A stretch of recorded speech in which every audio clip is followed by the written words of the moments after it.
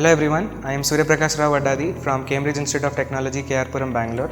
I am currently studying in 7th semester, Department of Electronics and Communication Engineering. I am going to demonstrate a project called Smart Energy Meter, which is on the guidance of Professor Dr. Baswaraju C. It is on the domain of IoT. To start with, this project uses a microcontroller called NodeMCU, which has a built-in Wi-Fi module.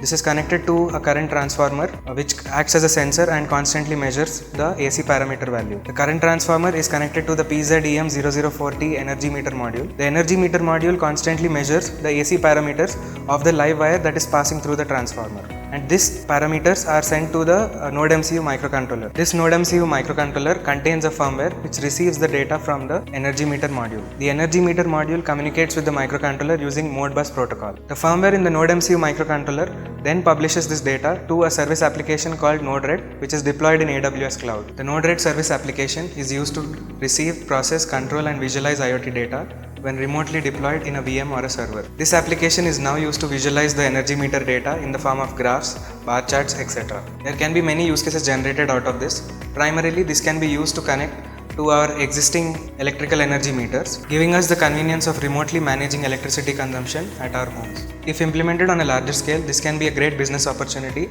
with a lot of employment generation, at the same time with a disruptive possibility. Additionally, I can also remotely control these devices connected to the relay from the dashboard itself, and at the same time the incoming data from the sensors can be used to forward to another extra devices like my cell phone or this M5 Stick C+. I would like to express my gratitude to the Cambridge College management, my principal, HOD and professors for guiding me and helping me throughout the project. Without their help, this project wouldn't have been possible.